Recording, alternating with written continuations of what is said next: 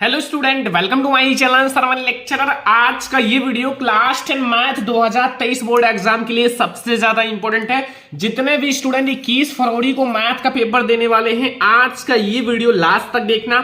आपके 21 फरवरी मैथ के पेपर में 100% यहीं से क्वेश्चंस आएंगे, क्योंकि इस वीडियो में मैं आप लोगों को बहुत सारे क्वेश्चंस पढ़ाने वाला हूं। ठीक है, ये हमारा मैराथन वीडियो है। अगर आपने इस वीडियो को देख लिया, मैराथन वीडियो को, तो मैथ के पेपर में आप धुआं करके आओगे, एक भी क्वेश्चन छोड़कर नहीं आओगे। ठीक है, और पेपर में ये क्वेश्चंस आपको जरूर देखने को मिलेगा। ठीक है, ये सारे क्वेश्चंस आपको तैयार कर लेना। अगर मैथ में 70 में 70 नंबर पक्का करना है, जैसे आप लोगों ने हिंदी के पेपर में धुआं उड़ा दिया, वैसे आपको मैथ की भी तैयारी लगातार कराई जा रही है।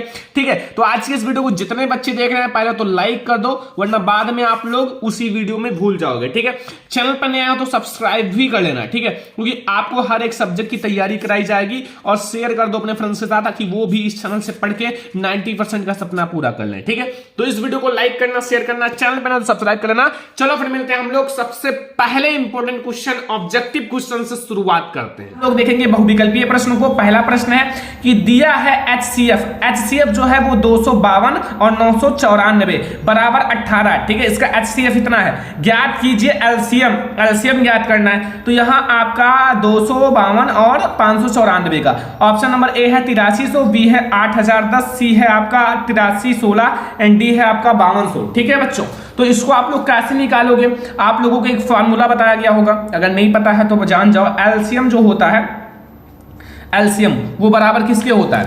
वो हमारा बराबर होता है, जैसे आपका दो संख्या होती हैं, दो संख्या है तो दो संख्याओं का गुणनफल, दो संख्याओं का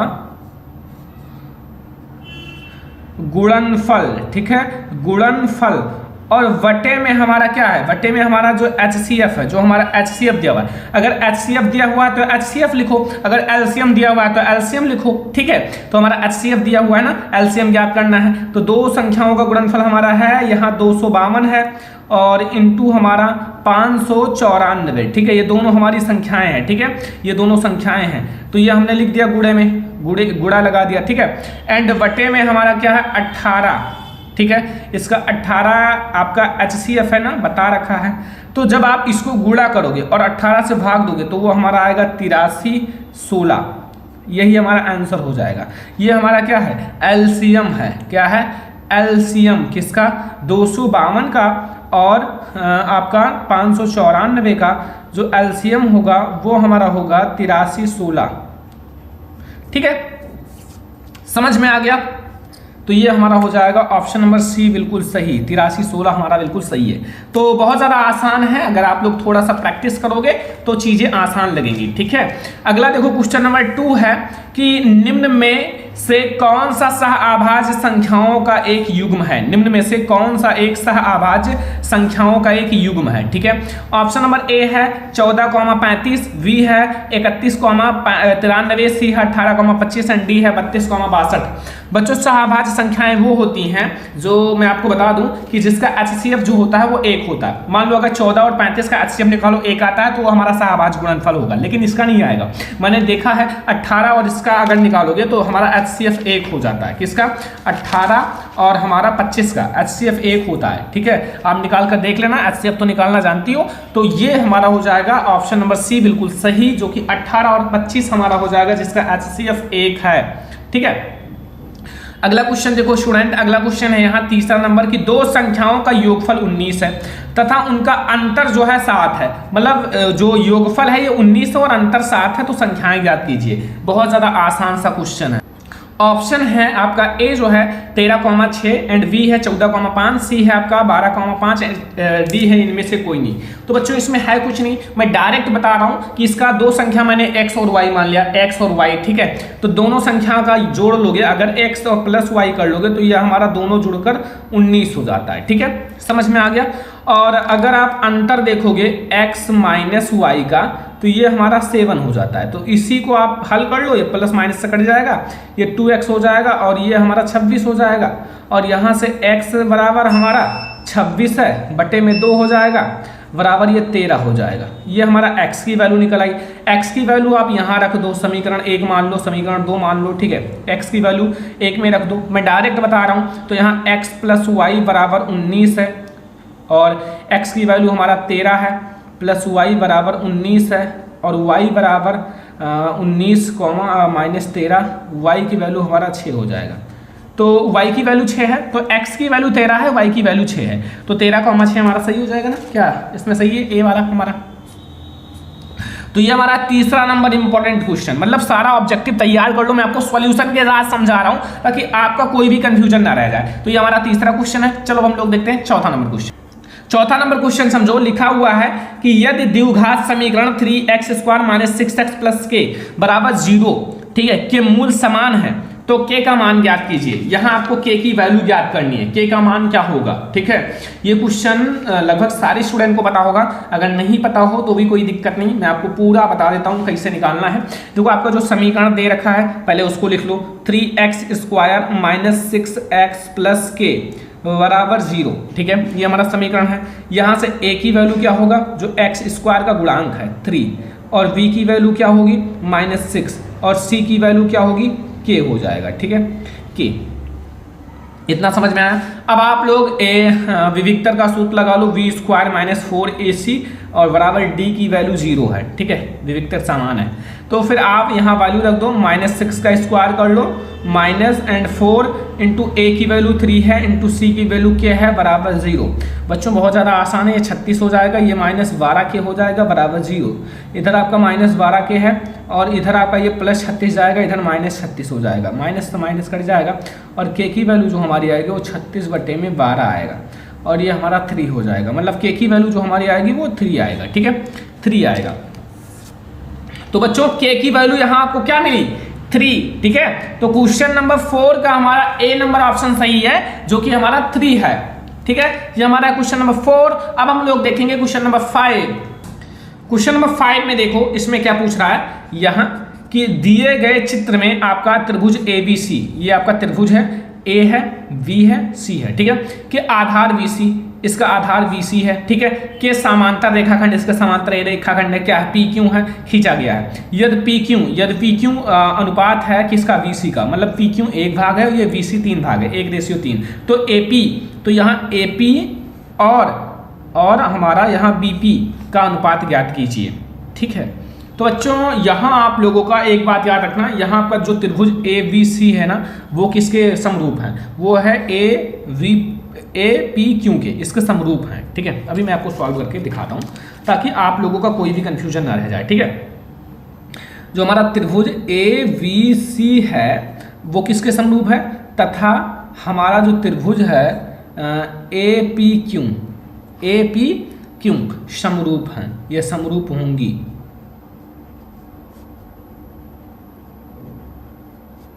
समरूप होंगी, ठीक है। अगर समरूप हैं तो फिर हमारा इसका जो AP होगा, मतलब AB जो होगा, वो AB जो होगा ना, वो आपका अनुपात होगा AP के, किसके, AP के, ठीक है। और यहाँ AC जो होगा मतलब BC, यहाँ जो BC होगा वो हमारा PQ के होगा, मतलब PQ के, ठीक है। ये देखो ये हमें याद करना है, तो अभी आपको बहुत आसान लगेगा। AB हम लिख लें और हमें AB और AP और AB का याद करना है, तो ऐसे लिख लो, AB और AP, और हमारा नीचे वाला जो दोनों दे रखा है, ठीक है, VC और PQ, ठीक है। अब इतना आपको पता चला। अब यहाँ से हम क्या करेंगे, यहाँ से यहाँ आपकी वैल्यू भी दे रखी है, इसकी 3 है और इसकी 1 है, ठीक है, इतना समझ में आया। ये इसकी वैल्यू है, ठीक है। देखो यहाँ PQ कितना दिख रहा, 1, तो PQ 1 और ये, ठीक है। अब AB को आप A एंड B को लिख सकते हो AP प्लस VP, ठीक है, लिख सकते हो कि नहीं बताओ। इसको हम लिख सकते हैं AP और प्लस आपका PV, ठीक है, लिख सकते हो ना, बड़ा रेखाखंड है। तो आप लोग क्या लिखोगे, AP प्लस PB, बटे में हमारा क्या है, ये AP रहेगा, और बराबर हमारा 3/1, क्रॉस मल्टीप्लाई करा लो। क्रॉस मल्टीप्लाई कराओगे तो फिर क्या होगा, इसको इधर होगा AP हो जाएगा और प्लस हमारा यहाँ PV हो जाएगा, बराबर 3AP हो जाएगा, ठीक है। और अब हम यहाँ क्या करेंगे, इसको हम ऐसे भी लिख सकते हैं ना, मतलब यहाँ से 3AP बराबर, इसको इधर उधर कर सकते हैं, AP प्लस वी मतलब पी वी, ठीक है। अब देखो यहाँ हम क्या करेंगे, इस चीज़ को इसमें से माइनस कर लेंगे, यहाँ 2 में से 1 जाएगा तो ये 2AP हो जाएगा और यहाँ से बचेगा केवल PV, ठीक है। अब यहाँ से आप देखो, यहाँ से आपका A है एंड P है, बटे में हमारा ये PV नीचे हो जाएगा और बराबर हमारा यहाँ 1 है और ये जाएगा नीचे 2, यानी कि 1:2 में। काफ़ी हार्ड क्वेश्चन है, ऑब्जेक्टिव में ये, ठीक है। तो 1:2 हो गया। अगला क्वेश्चन देखो, अगला क्वेश्चन है क्वेश्चन नंबर 6। ध्यान से देखो, सारा क्वेश्चन सॉल्व करो। 6 है कि बिंदुओं 5,0 और -12,0 की बीच की दूरी है, इसके बीच की दूरी ज्ञात करनी है, ठीक है। तो ये तो बहुत ज़्यादा आसान क्वेश्चन है, क्वेश्चन नंबर 6, जो कि सारे स्टूडेंट को पता होगा बीच की दूरी क्या आएगी। आंसर तो बहुत सारे स्टूडेंट लगा चुके होंगे, लेकिन फिर भी मैं आप लोगों को बता देता हूँ। बीच की दूरी ज्ञात करने के लिए सभी स्टूडेंट को फार्मूला पता है निर्देशांक ज्योमिति का, x1 माइनस x2 का square and plus y1 minus y2 का स्क्वायर, ठीक है। अब इसमें आप क्या करोगे, यहाँ 5 है प्लस 12 है, x1 देखो ये x1 है, ये x2 है, ठीक है। ये माइनस है और ये माइनस प्लस हो जाएगा, इसीलिए मैंने ऐसा करा है स्क्वायर, और प्लस में ये 0 है, ये भी 0 ही है स्क्वायर, और रूट लगा दो पूरे पे। तो यहाँ आपका रूट में रहेगा, ये आपका 17 हो जाएगा, 17 का स्क्वायर, और ये आपका 0 ही रहेगा, बराबर हमारा हो जाएगा 17 इकाई। बस हो गई, दूरी आगे, यही हमारा हो जाएगा 17 इकाई आंसर। ये हमारा क्वेश्चन नंबर 6। अब हम लोग देखेंगे क्वेश्चन नंबर 7। क्वेश्चन नंबर 7 में देखो बच्चों, जो कि बहुत ज़्यादा आसान है, आप लोग थोड़ा सा अगर ध्यान से देखोगे तो पता चलेगा कि उस त्रिभुज का केंद्रक निम्न में से है, जिसके शीर्ष जो हैं 7,5, 5,7 और -3,3 हैं। ऑप्शन आपके हैं, ए है 3,5, बी है 2,5, 4 एंड सी है 5,7 एंड डी है 4,3। तो चलो इसको भी सॉल्व करते हैं। x और y की वैल्यू ज्ञात कर लो, आपका आंसर आ जाएगा। जैसे x बराबर हमारा होता है x1 plus x2 plus x3 कर दो, बटे में आपका 3 है 3, ठीक है। 1 2 3 तो 3 हो जाएगा, ठीक है। अब यहाँ से ये आपका x1 है, ये आपका x2, ये आपका x3, ठीक है। सारी का वैल्यू रख दो। जैसे आपका x1 क्या है, x1 हमारा 7 है, x2 5 है और x3 हमारा -3 है, बटे में 3। इसको जोड़ लो, 12 में से आपका 3 जाएगा 9, और 9 में से 3 भाग दोगे तो यहाँ हमारा 3 आएगा, 3 हो गया। x की वैल्यू हमें 3 मिला, ठीक है। अब y की वैल्यू याद करने के लिए सेम प्रोसेस है, y1 plus y2 plus y3 कर लो, बटे में आप 3 कर लो, ठीक है। y की वैल्यू आ जाएगी, y का मान रख दो, यहाँ से ये आपका y1 है, ये y2, पीछे वाला y1 y2 y3 होता है, ठीक है। तो ये आपका 5 है प्लस 7 है प्लस 3 है, बटे में 3 है। ये आपका जोड़ के हो जाएगा 12 3 15, 15 बटे 3 इक्वल टू 5। तो 5 आया, ठीक है। तो इसका आपका जो हो जाएगा, एक x की वैल्यू है, ये y 3,5, ठीक है। केंद्रक का निर्देशांक है 3,5, 3,5 हमारा सही हो जाएगा, ठीक है। तो ये हमारा है क्वेश्चन नंबर 7। चलो हम लोग देखते हैं क्वेश्चन नंबर 8।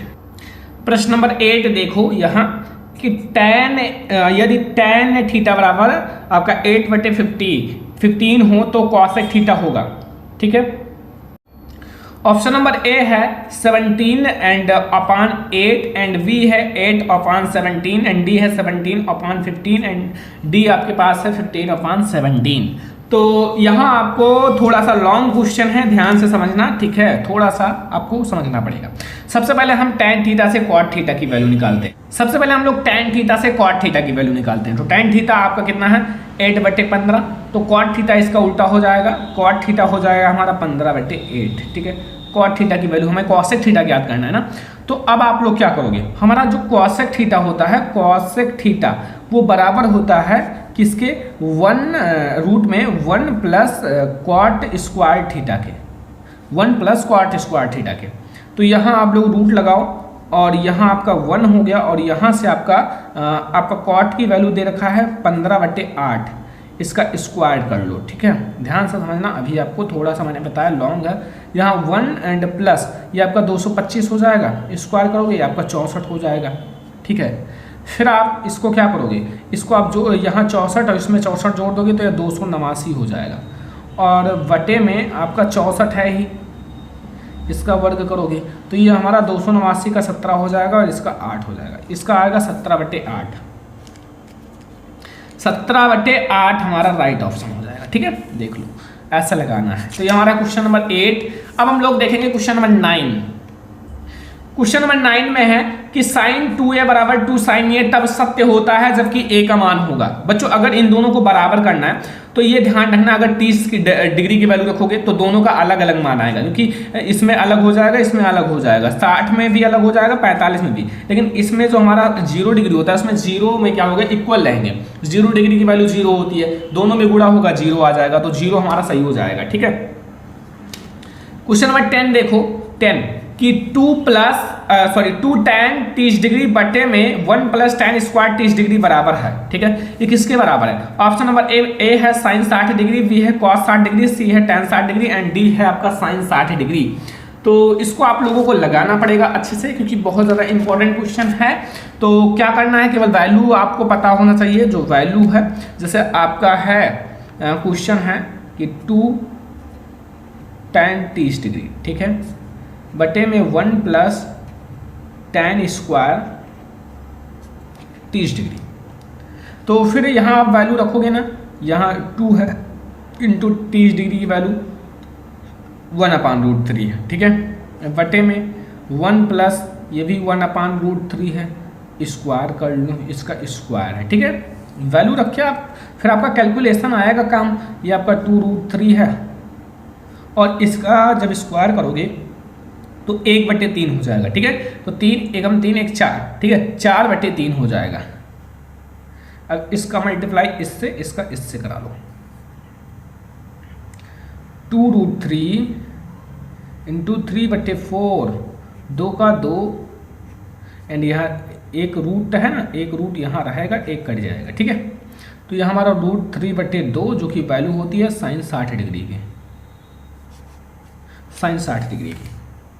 तो sin 60 डिग्री की वैल्यू हमारी होती है इतना,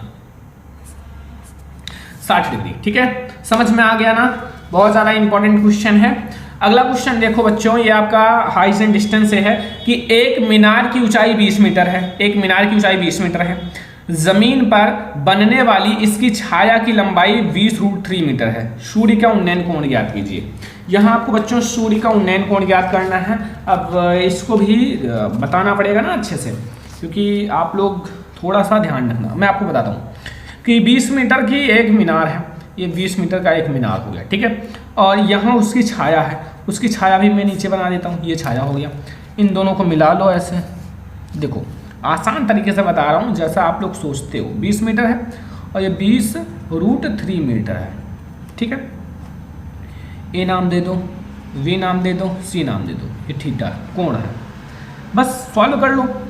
यहाँ से tan 30 डिग्री की, tan डिग्री की tan थीटा बटे लंब बटे आधार, आधार ए बी है,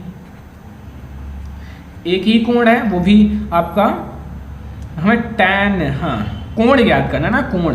तो फिर क्या है, इसमें 20 हो गया और इसकी वैल्यू है 20√3, 20 से 20 कट कर दो। यहाँ से tan जो होगा, tan थीटा वो बराबर होगा 1/√3 के। अब यहाँ से क्या है, बहुत ज़्यादा आसान है। देखो यहाँ से tan थीटा है और 1/√3 जो होता है वो tan 30 डिग्री की वैल्यू होती है, tan 30 डिग्री का। यहाँ से tan कट जाएगा, थीटा की वैल्यू 30 डिग्री हो जाएगा। बस 30 डिग्री हमारा सही है, ये वाला ऑप्शन बी वाला। क्वेश्चन जो ऑब्जेक्टिव वाला होता है उसको आसान तरीके से लगाना सीखो। ठीक है, ज़्यादा टाइम मत लो, क्योंकि देखो बोर्ड एग्जाम में उतना समय नहीं रहेगा। जितना आप जल्दी लगाना सीखोगे, जैसे मैं शॉर्टकट में लगा रहा हूँ ऐसे सीखो, क्योंकि ये जानना जरूरी है। ठीक है, शॉर्टकट तरीका। तो ये हमारा क्वेश्चन नंबर 11। अब हम लोग देखेंगे क्वेश्चन नंबर 12। क्वेश्चन नंबर 12 में पूछ रहा है एक घड़ी की मिनट की सुई 8 सेंटीमीटर लंबी है। ठीक है, यानी कि त्रिज्या है उसकी। 5 मीटर में मिनट की सुई द्वारा बनाए गए त्रिज्यखंड का क्षेत्रफल होगा। अब बच्चों देखो, पहले तो 60 मिनट में एक चक्कर लगाता है। अब यहाँ 1 मिनट में, जब 1 मिनट में निकालोगे तो 5 मिनट का निकल आएगा। ठीक है, अब मान लो आप लोग कि 1 मिनट में कितना हो जाएगा, 1 मिनट में हो जाएगा 1/60, 1/60 मतलब 1 मिनट में, ठीक है। अब 1/60, अब आपका 5 मिनट में, तो इससे 5 से मल्टीप्लाई कर दो, तो यहाँ 12×5 = 60, यानी कि 1/12 चक्कर जो है ना वो 5 मिनट में लगाएगा। देखो मैं आपको शॉर्टकट बता रहा हूँ, ठीक है, 5 मिनट में इतना लगाएगा 1/12। इसकी त्रिज्या r है, तो त्रिज्यखंड का क्षेत्रफल क्या होगा, त्रिज्यखंड का जो क्षेत्रफल होगा ना बच्चों वो हमारा होगा, त्रिज्यखंड का जो क्षेत्रफल आएगा वो हमारा πr² है, πr² और बटे में 12 कर लो, यही हमारा हो जाएगा πr² बटे 12, ये ठीक है। ऑप्शन नंबर बी हमारा बिल्कुल सही है, ठीक है, समझ में आ गया ना। अगला क्वेश्चन, क्वेश्चन नंबर 13 देखो कि त्रिज्या 8 सेंटीमीटर वाले एक वृत्त के अंतर्गत खींचे जा सकने वाले वर्ग का क्षेत्रफल होगा। वर्ग का क्षेत्रफल अब यहाँ ज्ञात करना है। अब वर्ग का क्षेत्रफल कैसे ज्ञात करोगे, हमारा 13 नंबर क्वेश्चन है। चलो मैं आपको इसको अच्छे से बताता हूँ डिटेल में, ताकि और अच्छे से समझ में आ जाए, ठीक है। देखो हमारा वृत्त की त्रिज्या दे रखी है, ठीक है, वृत्त की त्रिज्या 8 सेंटीमीटर, 8 सेंटीमीटर, ठीक है। वृत्त की त्रिज्या, अगर वृत्त का त्रिज्या ज्ञात है तो वृत्त का व्यास भी बता दो। वृत्त का व्यास, वृत्त का व्यास भी बहुत ज्यादा आसान है, 2 गुना त्रिज्या का कर लो, तो त्रिज्या का 2 गुना यानी कि 16 सेंटीमीटर, ठीक है, इतना भी पता चल गया। अब आप लोग वर्ग का विकर्ण जो होता है ना, वर्ग का विकर्ण, हमें वर्ग का क्षेत्रफल निकालना है, तो वर्ग का जो विकर्ण होता है, विकर्ण वो बराबर होता है वृत्त का व्यास के, वृत्त का व्यास, ठीक है, वृत्त का व्यास। अब देखो, अब वर्ग का क्षेत्रफल देख लो एक तरीके से ज्ञात करने का ट्रिक, वर्ग का क्षेत्रफल ज्ञात करना है तो वर्ग का क्षेत्रफल बराबर आप वर्ग का विकर्ण, जो हमें वर्ग का विकर्ण है इसका स्क्वायर कर लो, बटे में आपका 2 कर लो, तो वर्ग का विकर्ण है 16, ठीक है, और बटे में 2 इसका स्क्वायर कर लो, बराबर हमारा 256 हो जाएगा, 256, 16 का स्क्वायर बटे में 2 इक्वल टू 128 सेंटीमीटर स्क्वायर, ठीक है, सेंटीमीटर स्क्वायर, तो 128 सेंटीमीटर स्क्वायर हमारा सही हो जाएगा, ठीक है। अगला क्वेश्चन देखो, क्वेश्चन नंबर 14, एक ठोस को एक आकृति से दूसरी आकृति में रूपांतरित करने पर नई आकृति का आयतन होगा। एक ठोस है जिसे एक आकृति, मान लो एक आकृति है ऐसे, ठीक है, उसको दूसरे आकृति में, मतलब उतना ही, कुछ निकाला नहीं गया, ठीक है, जितना था उतने, तो भाई ना घटेगा ना बढ़ेगा ना 2 गुना होगा, पहले के समान रहेगा, ठीक है, पहले के समान रहेगा, ये ध्यान रखना। अगला देखो, क्वेश्चन नंबर 15 है, एक लंब वृत्तीय बेलन के आधार पर क्षेत्रफल जो है 9 पाई सेंटीमीटर स्क्वायर, तो आधार का व्यास होगा। ऑप्शन नंबर ए है 2 सेंटीमीटर, बी है 3 सेंटीमीटर, सी है 4 सेंटीमीटर एंड डी है 6 सेंटीमीटर, ठीक है। इसको भी ज्ञात कर लेते हैं आसान तरीके से, बहुत ज़्यादा। तो इसको कैसे ज्ञात करोगे, इसको ज्ञात करने के लिए बच्चों क्या करना है, सबसे पहले बेलन के आधार का क्षेत्रफल, हमें पता है ना, बेलन के आधार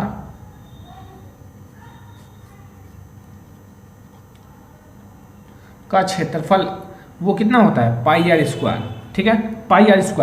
अब ये हमारा जो πr² है ये बराबर है 9 पाई के, 9 पाई, पाई से पाई कट जाएगा, r² जो बचेगा वो 3 सेंटीमीटर, और r जो बचेगा हमारा वो, सॉरी 9 है, स्क्वायर है ना, अभी 9 का कर्ण कर लो, तो यहाँ r जो होगा वो क्या हो जाएगा, वो हमारा बचेगा केवल 3 सेंटीमीटर। तो यहाँ हमारा 3 सेंटीमीटर ऑप्शन में हो लगा दो भाई।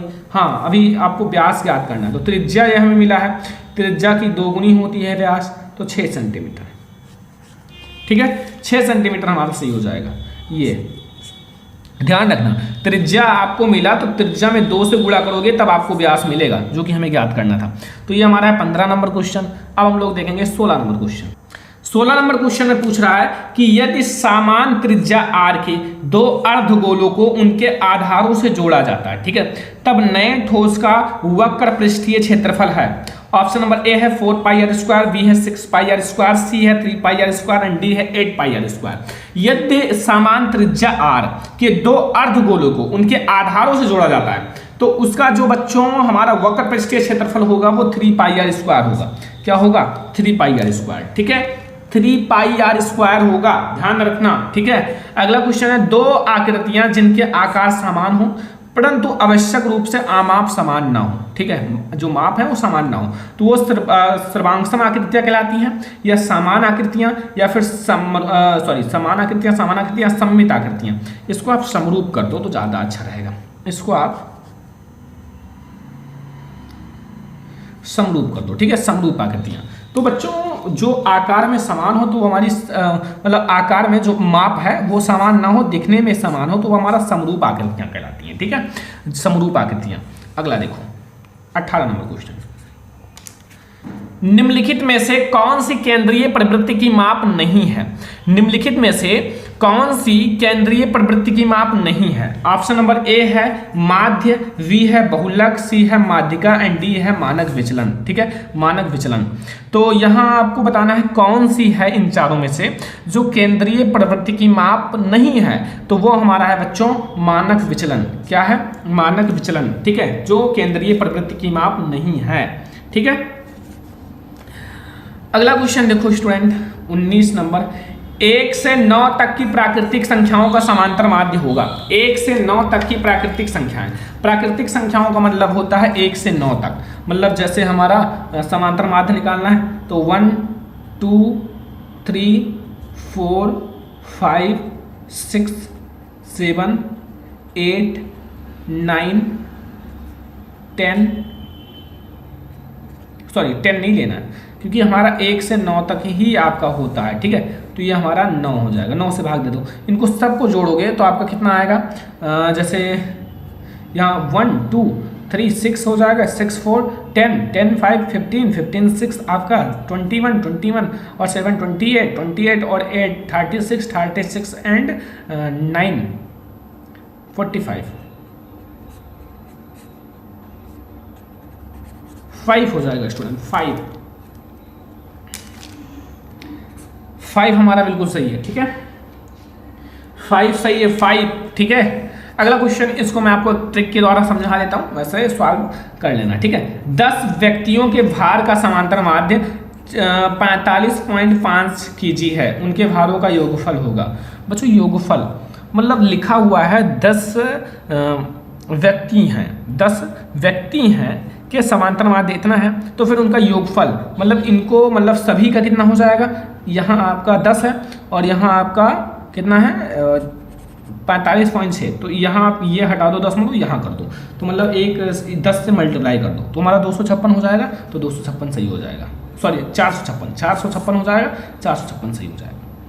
तो ये है हमारे 20 मोस्ट इंपॉर्टेंट ऑब्जेक्टिव क्वेश्चन। मैं आप लोगों को 20 ऑब्जेक्टिव भी बता रहा हूं, अभी 100 ऑब्जेक्टिव का सीरीज आने वाला है। एक है पहला प्रश्न देखो, लिखा हुआ यूक्लिड विभाजन एल्गोरिथम से आपको संख्याओं जो है 135 और 225 का महत्तम समाप्त वर्तक ज्ञात कीजिए, ठीक है।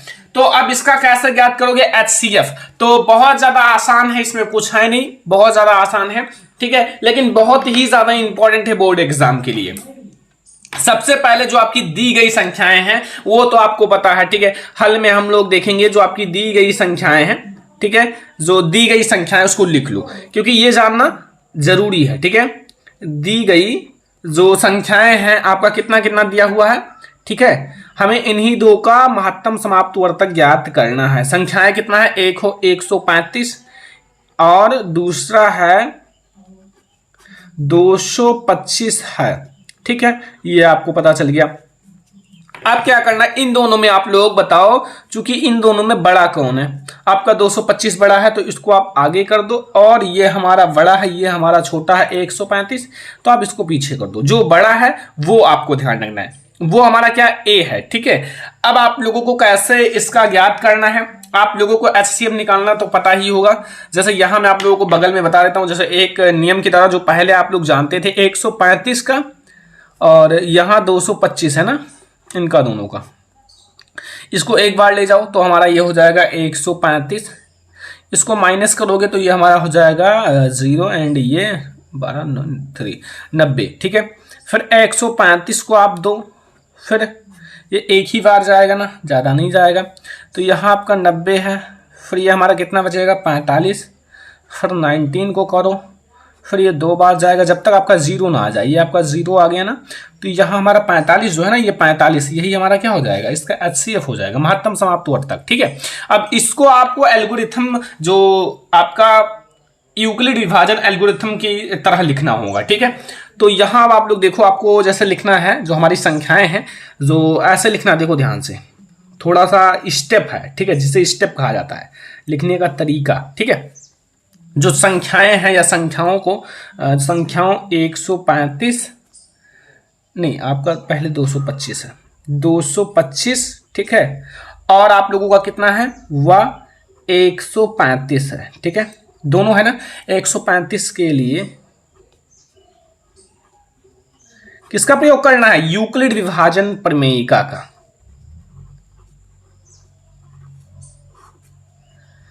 यूक्लिड विभाजन प्रमेयिका या फिर एल्गोरिथम से, एल्गोरिथम इसमें लिखा हुआ तो एल्गोरिथम लिख दो, कोई दिक्कत नहीं।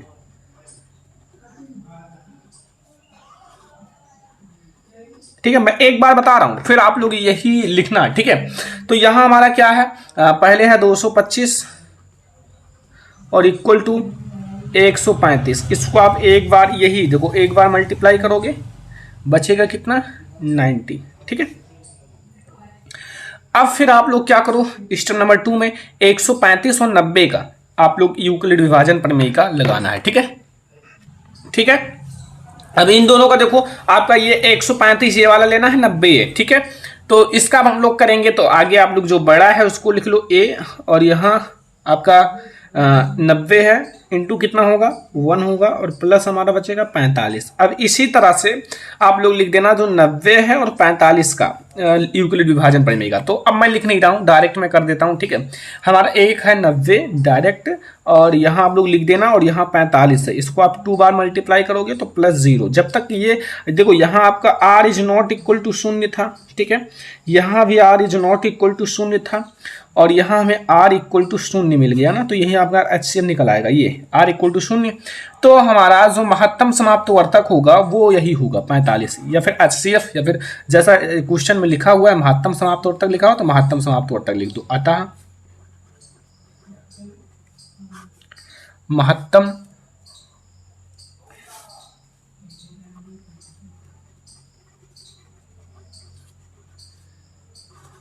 समाप्त वर्तक इक्वल टू 45, यही हमारा आंसर हो जाएगा। ठीक है, काफी ज्यादा आसान है, कुछ है नहीं क्वेश्चन में। तो ये हमारा पहला जो बहुत ज्यादा इंपॉर्टेंट क्वेश्चन है वो मैंने आपको बता दिया, जो बोर्ड एग्जाम के लिए बहुत ही ज्यादा इंपॉर्टेंट है, आपको तैयार ही कर लेना है। ठीक है, तो चलो अब हम लोग देखते हैं दूसरा नंबर क्वेश्चन।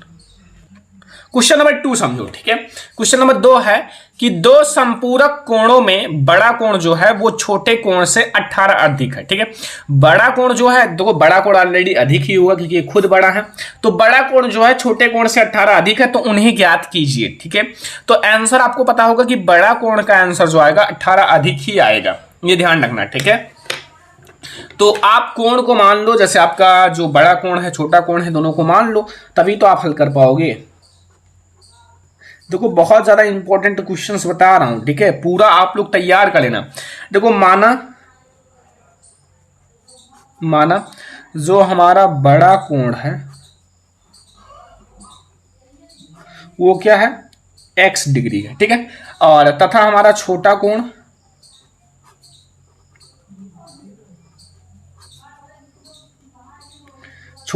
कितना है, y डिग्री है। ठीक है, ये हमारा दोनों हो गया कोण।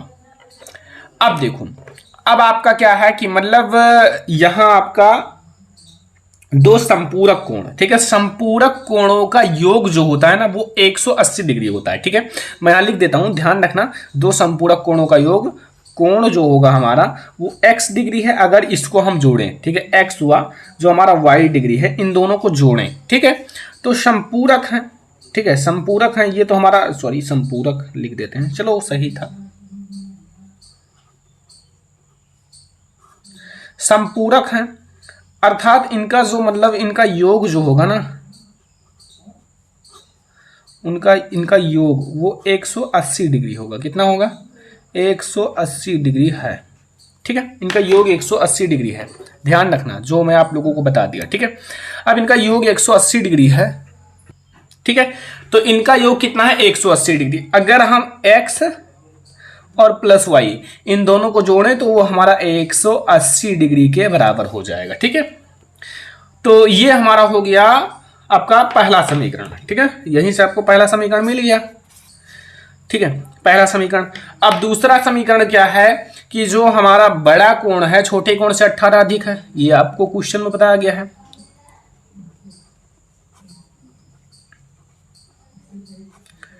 बड़ा कोण छोटे कोण से 18 डिग्री अधिक है।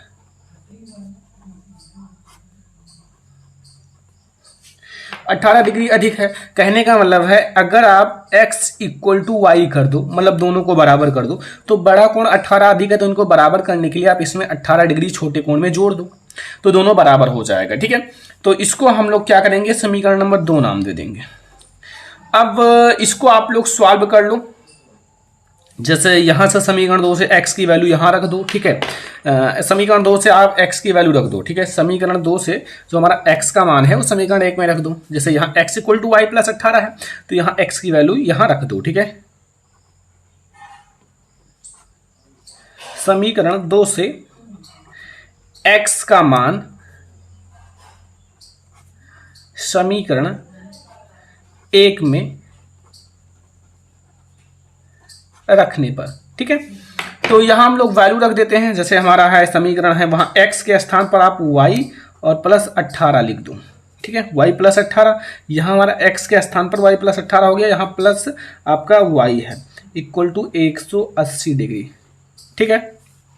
दोनों को जोड़ दो, यहां 2y हो जाएगा प्लस 18 है और इक्वल टू 180 डिग्री, ठीक है। यहां से 2y इक्वल टू 180 में से आप 18 को घटा लो। इसको घटाओगे तो कितना आएगा 180 में से 18, तो यहां से अगर y इक्वल टू देखा जाए तो ये हमारा 162 हो जाएगा, ठीक है। अगर घटाओगे 162 और यहां से 2 से भाग दे दोगे तो ये हमारा हो जाएगा कितना 81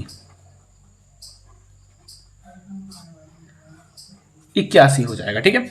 अब y का मान आप समीकरण 1 या 2 कहीं भी रख सकते हो। y का मान आप समीकरण 2 में रख दो, x की वैल्यू आ जाएगी। y का मान समीकरण 2 में रखने पर, अब समीकरण 2 आप लोग देखो क्या है, समीकरण 2 है x बराबर आपका y प्लस 18, x बराबर y प्लस 18, ठीक है। x इक्वल टू वाई की वैल्यू है 81 और 18। अब यहाँ x की वैल्यू हमें मिलेगी 99 डिग्री। तो देख लो हमारी x की वैल्यू y की वैल्यू से 18 डिग्री अधिक ही है, ठीक है। तो अतः हमारा बड़ा कोण क्या है छोटा कोण क्या है पता चल गया। अतः जो बड़ा कोण है वो क्या है x, और x की वैल्यू कितनी है 99 डिग्री, ठीक है।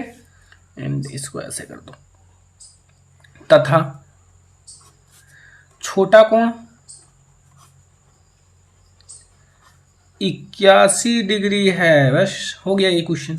बड़ा कोण छोटा कोण हमें ज्ञात करना था, काफी ज्यादा आसान लगा होगा। तो ये हमारा दूसरा नंबर क्वेश्चन है, ठीक है। तो ये आप लोग कंप्लीट कर लेना, बोर्ड एग्जाम के लिए बहुत ही ज्यादा इंपॉर्टेंट है। आप लोगों को इस क्वेश्चन को जरूर सॉल्व कर लेना है, ठीक है। तो अब हम लोग देखेंगे अगला क्वेश्चन जो बोर्ड एग्जाम के लिए बहुत ही ज्यादा इंपॉर्टेंट है। तो ये हमारा तीसरा नंबर क्वेश्चन है, देख सकते हो, ठीक है। ये आपका लॉन्ग क्वेश्चन है, बोर्ड एग्जाम में आपका लॉन्ग में पूछा जाता है, तो ध्यान से समझना और बहुत ही ज्यादा इंपॉर्टेंट है। ये भी कह रहा हूं कि बहुत ही ज्यादा इंपॉर्टेंट है, ठीक है। लिखा हुआ है एक रेलगाड़ी एक समान चाल से 360 किलोमीटर की दूरी तय करता है, ठीक है। एक रेलगाड़ी है, उसका एक समान चाल से वो क्या करता है 360 किलोमीटर की दूरी तय करता है, ठीक है। यदि चाल 5 किलोमीटर प्रति घंटा अधिक हो जाए तो उसी यात्रा में 1 घंटा कम लगता है। मान लो 5 घंटे लगते थे तो 4 ही घंटे में हो जा रहा है। तो रेलगाड़ी की चाल ज्ञात कीजिए। जो रेलगाड़ी की चाल है वो ज्ञात करना है, तो जिस चीज को ज्ञात करना है उसको हम लोग मान लेते हैं, ठीक है। ये ध्यान रखना, जैसे हमें चाल ज्ञात करना है तो माना चाल बराबर x, ठीक है। तो यहां मान लो माना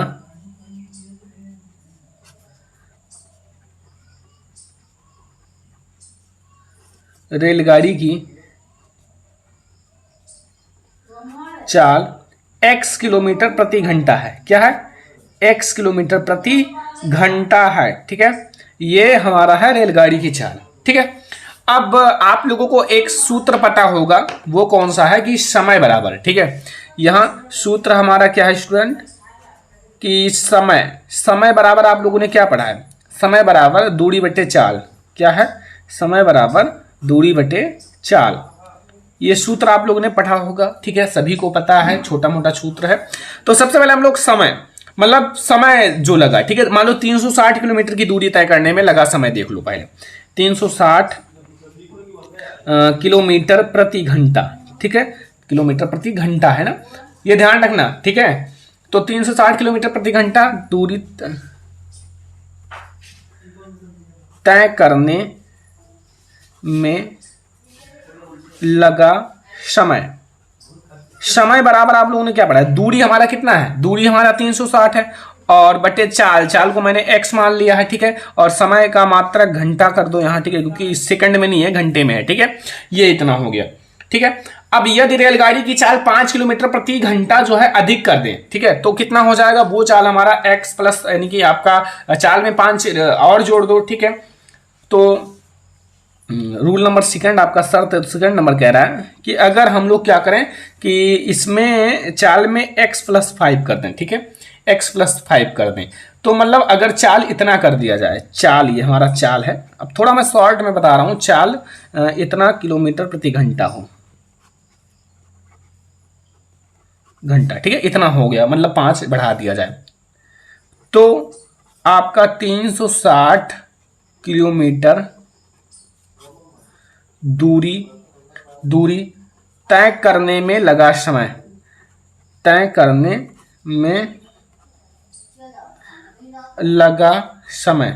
तो अब समय क्या होगा, वही चीज है, आपका दूरी तो उतना ही है 360 है और चाल हमारा x प्लस 5 हो गया, ठीक है, घंटा, बस इतना तो समय हो गया। अब ये दोनों आपको क्या करना है कि आपको इन दोनों को घटा लेना है, ठीक है।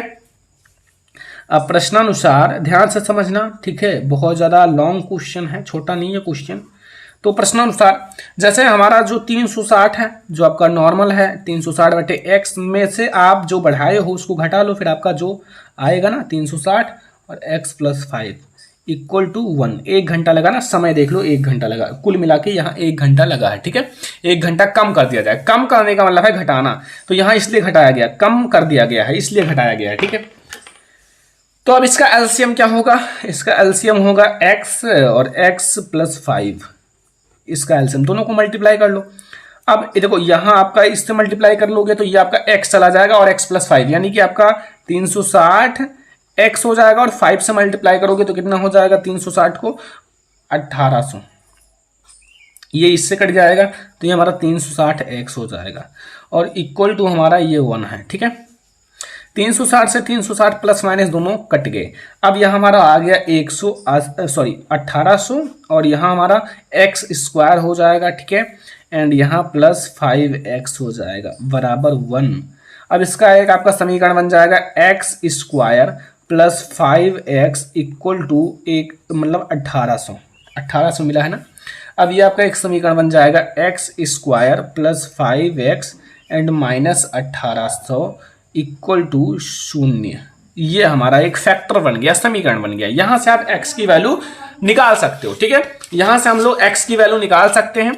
हम लोग इसका आप लोग चाहो तो इसको मतलब तोड़ सकते हो, अगर तोड़ नहीं जाता तो आप लोग श्रीधराचार्य जी का सूत्र लगा लो, ठीक है।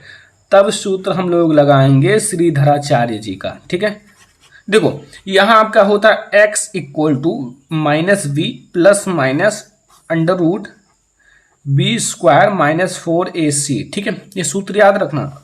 और बटे में 2a, यहां से बटा नहीं करना, इसके नीचे से बटे करना, ठीक है। x आपका बाहर है से, तो यहां आप सारी वैल्यू रख दो जो जो आपका दिया हुआ है। x इक्वल टू v की वैल्यू माइनस मतलब -5 है, देख लो यहाँ v की वैल्यू +5 है, तो यहाँ आपका आगे माइनस लगा हुआ है ना, ये देख लो +5 है, मैं यहाँ थोड़ा ऊपर कर देता हूँ, ठीक है, +5 है। यहाँ आपका माइनस ऑलरेडी लगा, प्लस माइनस v की वैल्यू 5 ही है तो 5 का स्क्वायर कर लो, -4 इंटू a की वैल्यू 1 है, देख लो सूत्र में ये a की वैल्यू 1 है, एंड हमारा यहाँ और क्या है -180, c की वैल्यू तो माइनस 180 से गुणा कराना है ना, क्योंकि माइनस में है इसका, तो इसको एक ब्रैकेट में कर लो, ठीक है। 2 इंटू ए की वैल्यू 1 ही है, बस इसी को सॉल्व कर लो, आपका आंसर मिल जाएगा। जैसे x इक्वल टू, ये आपका -5 है, ये प्लस माइनस, ये आपका कितना है 25 हो जाएगा, ये प्लस आपका इसका गुणा करोगे तो माइनस माइनस है, तो माइनस माइनस गुणा हो जाएगा, तो ये प्लस हो जाएगा, और यहाँ हमारा हो जाएगा 7200, 18 चौक 72, ठीक है। और इसका हम लोग बटे में 2 रहेगा। अब इसको आप जोड़ लो, x equal to -5 plus minus, इसको आप जोड़ लो तो ये हो जाएगा 72 25, ठीक है, और बटे में 2 हो जाएगा, ठीक है। अब x इक्वल टू, ये आपका 72 25 का अगर आप रूट करोगे तो ये आपका 85 होगा, प्लस माइनस 85 बटे में 2। अब इतना तो आपको पता चल गया। अब एक बार धनात्मक चिन्ह ले लो, एक बार ऋणात्मक, इसमें ये करना पड़ता है लास्ट में, ठीक है। तो यहां लिख दो धनात्मक चिन्ह लेने पर, क्या लेने पर, धनात्मक चिन्ह लेने पर। तो धनात्मक चिन्ह अगर आप लोगे तो क्या करोगे, एक बार धनात्मक ले लो, देखो यहां आप समझो x -5, एक बार प्लस ले लो 85 और बटे में 2, तो धनात्मक लिए तो यहां हमारा ये 40 हो जाएगा बटे में 2, इक्वल टू हमारा, नहीं ये 80 हो जाएगा यार, 80 जब काटोगे तब ये 40 होगा। ये हमारा एक आंसर आया धनात्मक चिन्ह लेने पर। अब आप एक बार ऋणात्मक चिन्ह ले लो, ऋणात्मक चिन्ह लेने पर माइनस का चिन्ह,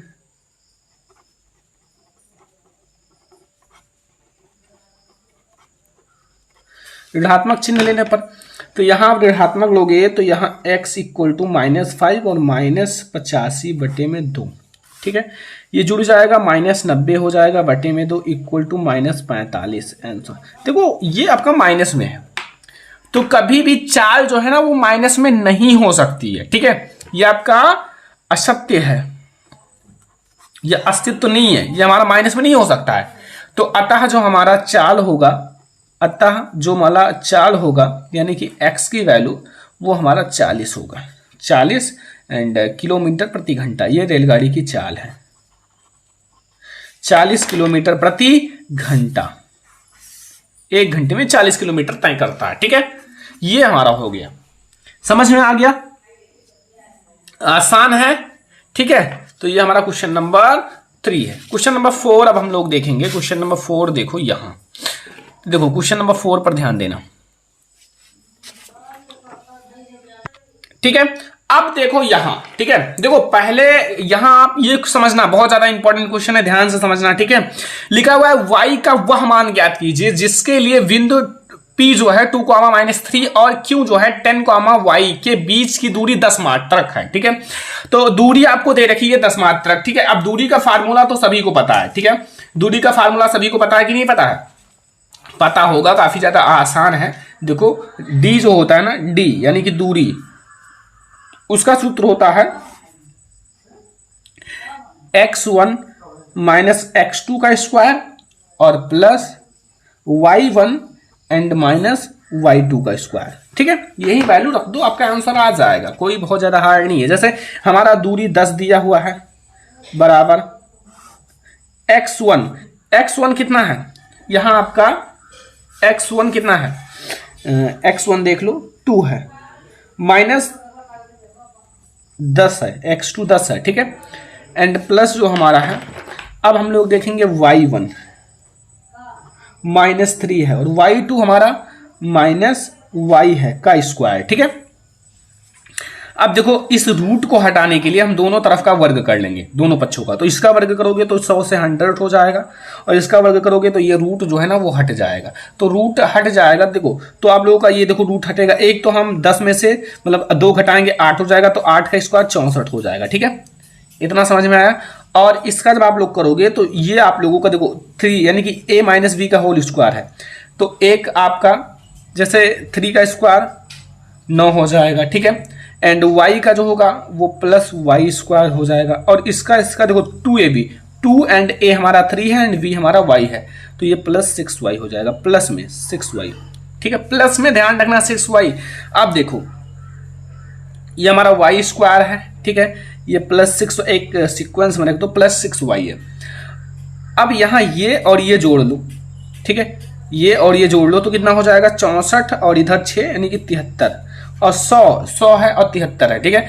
तो यहाँ आप लोगों का प्लस में 73 = 100, ठीक है। अब यहाँ y² + 6y और यहाँ माइनस करोगे तो ये इधर आएगा, माइनस का चिन्ह हो जाएगा, बढ़िया है, तो ये आपका घटेगा तो 27 हो जाएगा बराबर 0। इसी को सॉल्व कर लो, आपका आंसर आ जाएगा, ठीक है। जोड़ने घटाने पर 6, गुणा करने पर 27, y² प्लस क्या करोगे 9 में से 3 घटाओ तो 6 हो जाएगा, गुणा करोगे 27 हो जाएगा, -27 = 0 और y² एंड यहाँ आपका +9y -3y और -27 = 0, ठीक है। यहाँ से आप y कॉमन ले लो तो y +9 हो जाएगा और यहाँ से -3 कॉमन ले लो, यहाँ y +9 हो जाएगा, ठीक है। 9 × 3 = 27 = 0, तो यहाँ से y -3 हो जाएगा और एक हमारा y +9 हो जाएगा, ठीक है। दोनों का आप दोनों बार 0 रख लो, एक हमारा y -3 बराबर 0, तो यहाँ से y बराबर 3 आएगा और एक हमारा y बराबर आप लोग ये है ना, तो ये -9 हो जाएगा और क्या प्लस में 9 है तो इधर आएगा -9 हो जाएगा। तो यहाँ से हमें जो y की वैल्यू मिलेगी वो मिलेगा एक 3 और एक -9, बस हो गया। और क्या इसमें यही हमें ज्ञात करना था, काफ़ी ज़्यादा आसान है, कुछ है नहीं क्वेश्चन में, लेकिन आप लोग थोड़ा सा प्रैक्टिस करो कि क्वेश्चंस को तेजी से सॉल्व करो, ठीक है। धीरे धीरे नहीं, कि आप लोग का बोर्ड एग्जाम नजदीक है तो प्रैक्टिस करो कि क्वेश्चंस को तुरंत सॉल्व कर लो। लिखा है यदि tan 2a बराबर cot a -18 डिग्री है, जहां 2a जो है न्यून कोण है, तो a का वैल्यू याद कीजिए। अब ये सारे क्वेश्चंस आपको बहुत ज्यादा आसान लगेंगे, ठीक है, क्योंकि बहुत ज्यादा आसान है ही, क्योंकि आपका लिखा हुआ है tan 2a बराबर आप लोगों का cot a -18 डिग्री, यही तो लिखा है ना, यही क्वेश्चन में है। अब tan को भैया cot में बदल दो, tan 2a को हम लिख सकते हैं cot, ध्यान से समझना, tan 2a को लिख सका जाता है cot 90 डिग्री -θ। अगर इसको आप लिखोगे तो ये हमारा tan 2a हो जाएगा, बराबर हमारा यहाँ है cot a -18 डिग्री, ठीक है। cot से cot कट कर दो, यहाँ से हमारा 90 डिग्री है, -2a है, = a है, -18 है, ठीक है। इतना समझ में आया। अब इसको इधर ले आओ, -2a है और ये आपका -a हो जाएगा, बराबर ये -18 है, इधर जाएगा -90 हो जाएगा, ठीक है। ये हमारा -3a हो जाएगा, इसको अगर आप जोड़ोगे तो ये हमारा -108 हो जाएगा, क्या हो जाएगा 108 डिग्री। माइनस से माइनस कैंसिल कर दो, a = हमारा 108/3 कट करोगे ये आपका, तो 3 और 6 36 डिग्री आएगा आंसर, ठीक है। ऐसे क्वेश्चंस को सॉल्व करो। ये अब हम लोग देखेंगे क्वेश्चन नंबर 6, जो बोर्ड एग्जाम के लिए वेरी इंपॉर्टेंट है। ये क्वेश्चन आपके बोर्ड एग्जाम में जरूर आएगा, क्योंकि ये त्रिकोणमिति का एक बहुत ज्यादा इंपॉर्टेंट क्वेश्चन है, ठीक है। इसमें हमें क्या करना है, लिखा है यदि a है, v है और c है, ठीक है, एक त्रिभुज है और त्रिभुज में abc है, क्या है अंतःकोण है, ठीक है। तो दिखाइए कि sin v एंड +c/2 बराबर है cos a/2 के, ठीक है। आपको ये सिद्ध करना है, बहुत ज्यादा इंपॉर्टेंट क्वेश्चन है, और अगर आपने इसे सिद्ध कर लिया तो आप लोगों का 4 नंबर फिक्स है, ठीक है। सबसे पहले आप लोगों को पता होगा, हम लोगों को देखो, पहले हमें पता है वी नो डैट कि जो हमारा अंतःकोण होता है उसका योगफल 180 होता है, ठीक है। हम यहां लिख देते हैं, हम जानते हैं, ठीक है, ये तो आप सभी को पता होगा, हम जानते हैं क्या कि जो हमारा त्रिभुज के अंतःकोण का योग होता है, ठीक है। त्रिभुज जो है हमारा, त्रिभुज के अंतःकोणों का योग, ठीक है, अंतःकोणों का योग, तो अंतःकोणों का जो योग होता है वो 180 डिग्री के बराबर होता है। किसके बराबर होता है, 180 डिग्री के बराबर होता है, ठीक है। अब हम लोग क्या करेंगे, a करेंगे +v करेंगे +c करेंगे, ठीक है। ये हमारा तीनों जो है ये त्रिभुज है और इनका जो हम लोग योग करेंगे, ठीक है। तो ये हमारा किसके बराबर हो जाएगा, 180 डिग्री के बराबर हो जाएगा। इसको हम लोगों ने योग कर लिया और 180 बराबर हो जाएगा, ठीक है। अब हम लोग देखो इसके मतलब देखो ध्यान से एक बात, यहाँ हमारा इस साइड में b + c है, इस साइड में a है, तो इसी की तरह हमें सिद्ध करना है, तो कुछ इसी तरह आप बना लो, ठीक है। b + c हमारा इधर रहने दो और a जो है 180 में से आप a को माइनस कर लो, ठीक है। इतना समझ में आ गया ना। अब देखो आप लोग दोनों पक्षों में दो दो से भाग दे दो, ठीक है, दोनों पक्षों में आप 2 से भाग दे दो तो b प्लस सी बटे में 2 हो जाएगा और बराबर 180 डिग्री बटे में 2 एंड a बटे में 2, ठीक है। तो देखो ध्यान से, ये तो कट जाएगा, ये क्या हो जाएगा 90, ठीक है, ये हो जाएगा 90 डिग्री एंड माइनस a बटे में 2, ठीक है। इतना आपको समझ में आया। अगर आपको समझ में आ गया तो फिर अब आप लोगों को सारी चीजें समझ में आ जाएगा। देखो हम लोग क्या करेंगे, दोनों ओर साइन लेने पर, ठीक है, दोनों ओर साइन लेने पर या साइन लेने पर, ठीक है। तो दोनों तरफ जब आप लोग साइन लोगे तो फिर क्या हो जाएगा, इधर हम लोगों ने साइन ले लिया, साइन b प्लस सी बटे में 2, ठीक है। एंड देखो अब ये तो हमारा इधर का आ गया, ये पक्ष हमारा एक जैसा हो गया ना, साइन b प्लस सी बटे में 2 एंड फिर हम लोग इधर लेंगे साइन 90 डिग्री माइनस a बटे में 2, ठीक है। अब यहां आप लोगों को दिख रहा होगा कि साइन 90 माइनस थीटा बन गया ना, इसको हम लोग थीटा मान लेंगे तो साइन 90 माइनस थीटा क्या बन गया, तो आप लोग लिखो साइन एंड b प्लस सी, ठीक है, एंड बटे में 2 एंड साइन 90 माइनस थीटा जो होता है बच्चा वो होता है कॉस थीटा। किसके बराबर होता है, कॉस थीटा के बराबर, ठीक है। तो ये हमारा हो जाएगा कॉस a/2, थीटा तो हमारा ये है। तो हमें यही तो सिद्ध करना था कि साइन b प्लस सी बटे में 2 बराबर कॉस a बटे 2, ठीक है, यही हमें सिद्ध करना था। अब आप लोगों का ये सिद्ध हो गया, देख लो, यही हमें सिद्ध करना था, ये चीज ये हमने सिद्ध करना था और ये हमारा सिद्ध हो गया, देख लो, कॉस a बटे 2, ठीक है। बस ये क्वेश्चंस आपको समझ में आ गया, कोई दिक्कत कोई प्रॉब्लम नहीं होगा क्योंकि बोर्ड एग्जाम के लिए वेरी इंपॉर्टेंट क्वेश्चन है। और अगर आप लोगों को समझ में आ गया तो बहुत अच्छी बात है। तो अब हम लोग देखेंगे अगला क्वेश्चन जो हमारा क्वेश्चन नंबर 7 है। देखो ये है क्वेश्चन नंबर 7 जो कि बहुत ज्यादा इंपॉर्टेंट है। चित्र आपके सामने है, क्वेश्चन आपके सामने है। अगर आपको पता है तो बहुत अच्छी बात है, ठीक है, नहीं पता है तो अभी आपको बस 2 मिनट में समझ में आ जाएगा। देखो वेरी इंपॉर्टेंट है, देखो इसमें क्या लिखा हुआ है कि A और V, ठीक है, और CD केंद्र O तथा त्रिज्याओं 21 सेंटीमीटर और 7 सेंटीमीटर वाले 2 संकेंद्रीय वृत्तों के क्रमशः 2 चाप हैं, ठीक है।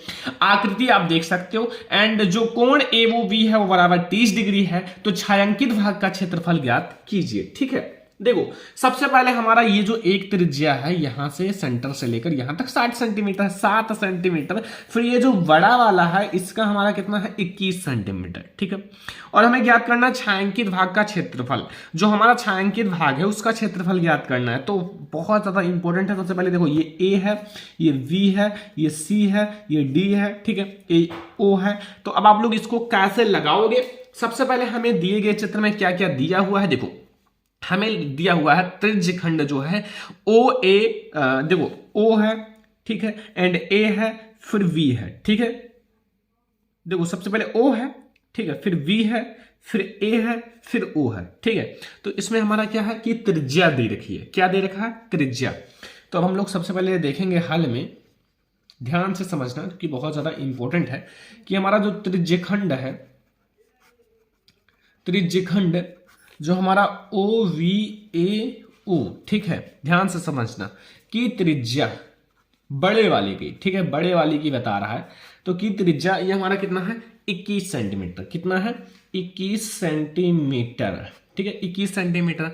तथा ध्यान से समझना, अगर आपको समझ में आ जाएगा, नहीं आएगा तो अभी आपको दोबारा समझा देंगे, ठीक है। अब हम लोग दूसरा त्रिज्यखंड लेंगे। 2 तो है, एक तो हमारा ये वाला है, एक बड़ा वाला है।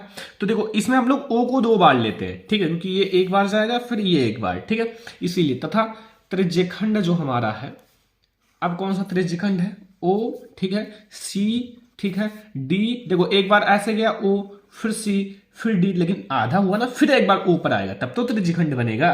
तो फिर हम लोग O पर आएंगे, ठीक है, कि त्रिज्या। अब इसकी त्रिज्या कितनी है बच्चों, छोटे वाले की 7 सेंटीमीटर, ठीक है। इसको R1 मान लेना, ठीक है, इसको आप R2 मान लेना, ठीक है। कितना है 7 सेंटीमीटर। इतना आपको समझ में आ गया, कोई दिक्कत कोई कंफ्यूजन नहीं। संकेंद्रीय वृत्तों का जो हमारा त्रिज्यकोण है वो कितना है, कोण, संकेंद्रीय वृत्त का त्रिज्यकोण, संकेंद्रीय जो हमारा वृत्तों का त्रिज्यकोण कितना है, त्रिज्यकोण, त्रिज्यकोण यानी कि थीटा जो हमारा है वो बराबर है 30 डिग्री। कितना है बच्चों, 30 डिग्री। अब देखो कोण भी मिल गया हमें, त्रिज्या भी मिल गई एंड सब कुछ मिल गया। अब हमें क्या ज्ञात करना, छायांकित भाग का क्षेत्रफल। अब छायांकित भाग का क्षेत्रफल कैसे ज्ञात करोगे, सबसे पहले अभी मैं आपको बताता हूं सारी चीजें। देखो हमें छायांकित भाग का ही क्षेत्रफल ज्ञात करना है, तो अतः छायांकित जो हमारा छायांकित भाग है, छायांकित भाग का क्षेत्रफल, ध्यान से समझना, आपको 2 मिनट में समझ में आ जाएगा। देखो अब आप लोग खुद से मान लगाओ कि दोनों त्रिज्यखंडों का क्षेत्रफल का अंतर हो जाएगा। मतलब देखो ये हमारा बड़ा वाला जो त्रिज्यखंड है ये वाला, ठीक है, ये वाला ध्यान से समझना। मतलब मेरा है कि अगर मैंने O and V and A और O में से अगर मैंने ये छोटा वाला त्रिज्यखंड ये वाला, ठीक है, यानी कि जो हमारा O है, C है, D है, O है, इसको घटा दें, माइनस कर दें, तो फिर आप लोगों को मिल जाएगा ना, मिल जाएगा ना हमें ये वाला जो छायांकित भाग है इसका क्षेत्रफल। तो फिर क्या दिक्कत है, लिख दो। अब हमें इसका ज्ञात करना है ना, तो हम लोग क्या करेंगे, जो त्रिज्यखंड है, 2 त्रिज्यखंड है, त्रिज्यखंड जो हमारा O, V, A and O का क्षेत्रफल माइनस त्रिज्यखंड OCDO का क्षेत्रफल माइनस कर लो। देखो अब हम लोग क्या करेंगे, देखो दोनों में हमारा रहेगा जो इसका जो त्रिज्यखंड का क्षेत्रफल होता है वो क्या होता है, वो होता है बच्चों थीटा बटे 360 पाई आर स्क्वायर। ठीक है, तो दोनों में हमारा थीटा कॉमन हो जाएगा, पाई भी कॉमन हो जाएगा। अब हमारी त्रिज्या जो है वो R1 का स्क्वायर R2 का स्क्वायर कर लो बस। ठीक है, तो यानी कि हमारा देखो हम लोग इसको एक साथ लिख सकते हैं, पाई कॉमन हो जाएगा, थीटा कॉमन हो जाएगा, 360 दोनों में रहेगा, कॉमन हो जाएगा। ठीक है, अब हम लोग R1 का स्क्वायर माइनस R2 का स्क्वायर करेंगे। ठीक है, ये ध्यान से समझना, ये फार्मूला बनेगा। कहने का मतलब है इसका जो फार्मूला होता है थीटा बटे 360 पाई R1 स्क्वायर। अब आप लोग लिखोगे एक बार और, थीटा बटे 360 पाई R2 स्क्वायर। तो देखो इसमें थीटा कॉमन हो गया, पाई कॉमन हो गया, अब R कॉमन नहीं है, 360 हो गया। ठीक है, R कॉमन नहीं है क्योंकि हमारा R1 और R2 है, तो फिर हम लोग यहाँ R1 का स्क्वायर करेंगे माइनस R2 का स्क्वायर करेंगे बस। तो यही चीज मैंने यहाँ लिख दिया है शॉर्टकट में, बस आप लोग वैल्यू रख दो। देखो ध्यान से, थीटा, ठीक है, पाई है, पाई की वैल्यू पहले आप लोग, थीटा की वैल्यू 30 डिग्री है। ठीक है, ये हमारा 360 है, पाई की वैल्यू है 22/27। ठीक है, सॉरी 22/7, सॉरी। ठीक है, एंड हमारा R1 कितना है, R1 हमारा है 21। तो 21 का अगर आप वर्ग करोगे तो कितना हो जाएगा, 21 का वर्ग तो हमारा 441 हो जाएगा, -7 का वर्ग 49 हो जाएगा। ठीक है, अब देखो यहाँ ये अगर आप लोग काट दोगे या फिर देखो ध्यान से, यहाँ हमारा क्या हो जाएगा, इसको अगर मैं काट दूं, ठीक है, इसको अगर मैं काट दूं तो फिर हमारा क्या हो जाएगा, 30 है, नीचे 360 है। देखो सबसे पहले मैंने इसको 0 से 0 काट दिया, फिर यहां से आपका 12 हो जाएगा। ठीक है, तो ये हमारा कितना बचेगा, 1/12। ठीक है, एंड फिर आप लोग देखो यहाँ आपका 22/7 है, फिर इसको जब आप माइनस करोगे तो कितना हो जाएगा, 392। ठीक है, आपका 441 में से 49 जब माइनस होगा तो 392 बचेगा। अब देखो इसको आप लोग कट करोगे तो ये हमारा 11 हो जाएगा, कितना हो जाएगा, 11, और ये हमारा 6 हो जाएगा। ठीक है, समझ में आया। फिर देखो यहां ध्यान से समझना, फिर यहां अगर हमारा देखो यहां हमारा कितना है, 6 है ना, फिर 6 आपका है, फिर यहां हम इसको एक बार और कट कर देंगे। ठीक है, तो ये हमारा 3 हो जाएगा और इसको एक बार कट कर देंगे तो हमारा कितना हो जाएगा। ठीक है, अगर आपने 2 से कट किया तो ये 1 हो जाएगा।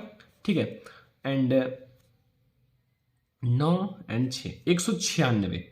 अब 196 एंड अगर आप 7 से 196 को कट करोगे तो आप लोगों का आएगा, देखो ध्यान से, 7 को 196 से, 7 को 196 से। ठीक है, 7 2 बार ले जाओगे 14 हो जाएगा, फिर यहां हमारा बचेगा 5, 7, 8, 56, 28। ठीक है, 28 एंड बटे में 3, 28 है, 11 हमारा है, गुणे 28 बटे में 3, इसको आप मल्टीप्लाई कर लो 28 को 11 से। ठीक है, एक बार 28, एक बार 28। ठीक है, 8, 10 की 3, 308 बटे में आपको 3 मिलेगा। कितना मिलेगा, 308 बटे में 3 आपको मिलेगा सेंटीमीटर स्क्वायर।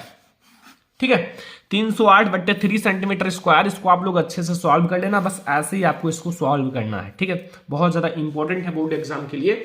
तो आप लोगों को ये क्वेश्चन समझ में आ ही गया होगा।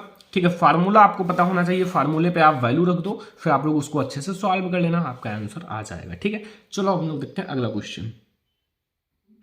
अब हम लोग देखेंगे क्वेश्चन नंबर 8। ठीक है, इसमें पूछ रहा है निम्नलिखित बारंबारता सारणी से माध्यिका ज्ञात कीजिए। ठीक है, माध्यिका ज्ञात कीजिए। ये आपके बोर्ड एग्जाम में 19 में आया है, 20 में, 21 में, 22 में, बहुत ज्यादा इंपॉर्टेंट है। ठीक है, तो वर्ग अंतराल हमारा 10 से 25 है, 25 से 40 है, 40 से 55 है, 55 से 70 है, 70 से 85 है। ठीक है, बारंबारता हमारा 3 है, 10 है, 20 है, 30 है एंड 13 है एंड 4 है। तो सबसे पहले हम लोग वर्ग अंतराल इसका बना लेंगे। ये चीज जो है ना, इसको ऐसे लिखना है 10। ठीक है, यानी कि 10, 25, 25, 40, 40, 55, 55, 70 एंड 70, 85। ठीक है, हमारी बारंबारता है 3, 10, 20, 30 एंड हमारा 13 एंड 4। सबसे पहले हम लोग बनाएंगे संचयी बारंबारता। देखो संचयी बारंबारता कैसे बनती है, ये हमारा 3 है, इसको 3 ऐसे लिख लो। ठीक है, 3 आपने ऐसे लिख लिया। अब देखो इसमें आप 3 में 10 ऐड करो। ठीक है, यानी कि 3, 10, 30, 13। ठीक है, फिर आप लोग इसको ऐसे ऐड करते चले जाओ आगे। ठीक है, 20 ऐड करोगे तो हमारा कितना हो जाएगा 33। फिर 33 में आप 13 ऐड करोगे तो हमारा कितना हो जाएगा 46। 46 में आप 4 ऐड करोगे तो 50। ठीक है, अब ये 50 जो आया है, ये ध्यान रखना कि अगर आप इसका योग करो तो ये भी हमें 50 ही मिलना चाहिए, यानी कि n जो हमारा होगा वो 50 ही होगा। ठीक है, n हमारा होगा 50 ही होगा, ये हमारा योग है। ठीक है, योग आपको समझ में आ गया। अब देखो ध्यान से, n जो होता है, n हमारा इतना है।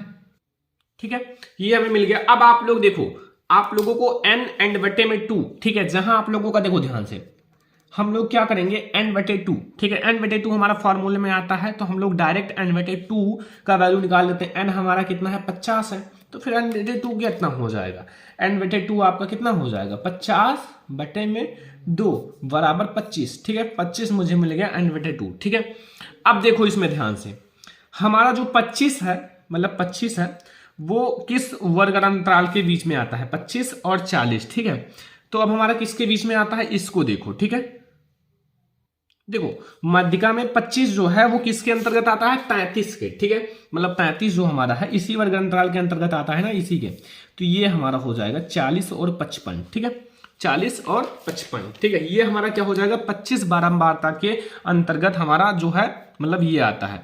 तो अब हम लोग माध्यिका वर्ग जो हमारा हो जाएगा, ध्यान से समझना,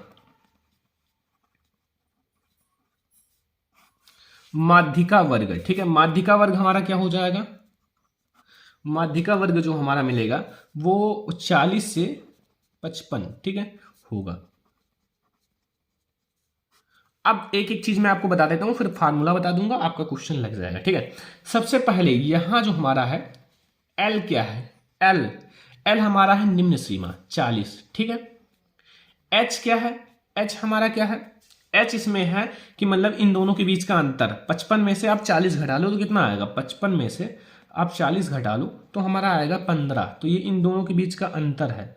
F क्या है, F हमारा क्या है, F हमारा ये 20 है, जो बारंबारता मिला है ना, 20 बारंबारता।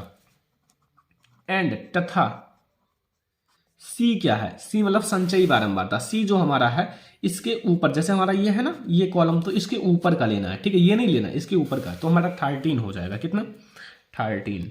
बस, अब आप लोगों को फार्मूला रख देना है। फार्मूला मैं आप लोगों को माध्यिका का बता देता हूं। माध्यिका का फार्मूला होगा, माध्यिका वो हमारा होगा बराबर L प्लस फिर n बटे में 2 एंड माइनस C एंड बटे में हमारा हो जाएगा F इंटू H। ठीक है, अब देखो ध्यान से, L हमारा कितना है, L 40 है, कितना है 40 है, प्लस n कितना है, n बटे 2 डायरेक्ट 25। ठीक है, n बटे 2 हमारा 25 है, माइनस C कितना है, C हमारा 13 है ना, यानी कि 13 बटे में F कितना है 20, F हमारा कितना है 20 इंटू H कितना है, H हमारा 15 है। ठीक है, ये अब आप लोग इसको सॉल्व कर लो, 40। ठीक है, एंड प्लस हमारा ये माइनस होगा 12 हो जाएगा इंटू 15 बटे में 20। अब ये हमारा मिलेगा 40 और इसको अगर आप लोग सॉल्व करोगे तो देखो ध्यान से, ये आप कट करोगे तो 10 हो जाएगा, ये 6 हो जाएगा, ये 5 हो जाएगा, ये हमारा 3 हो जाएगा, ये 5 एंड 5 3 15, 3 त्रिक का 9 मिल जाएगा। यानी कि हमें माध्यिका मिलेगा 49। कितना मिलेगा 49। ठीक है, तो इस वीडियो में मैंने आप लोगों को मैथ के बहुत सारे इंपॉर्टेंट क्वेश्चन सॉल्व करा दिया, ऑब्जेक्टिव भी है हमारे और बोर्ड एग्जाम के लिए सारे मोस्ट इंपॉर्टेंट क्वेश्चंस हैं, ठीक है। अगर आप लोग ये तैयार कर लोगे तो आप लोग बोर्ड एग्जाम में बहुत अच्छे मार्क्स लाओगे, ठीक है। तो ये वीडियो आई होप कि आपको बहुत ज़्यादा पसंद आया होगा, तो इस वीडियो को लाइक भी करना, शेयर भी करना, ठीक है। अगर आप लोग चैनल पर न्यू हो तो पहले सब्सक्राइब कर लो, ताकि आप लोगों के लिए मैथ की जो जो वीडियो भेजी जाए आपको सबसे पहले मिले, ठीक है। और भी आप लोगों की मैथ की वीडियो आने वाले हैं जल्दी ही। तो चलो हम लोग मिलते हैं नेक्स्ट इंपॉर्टेंट वीडियो में, तब तक के लिए धन्यवाद।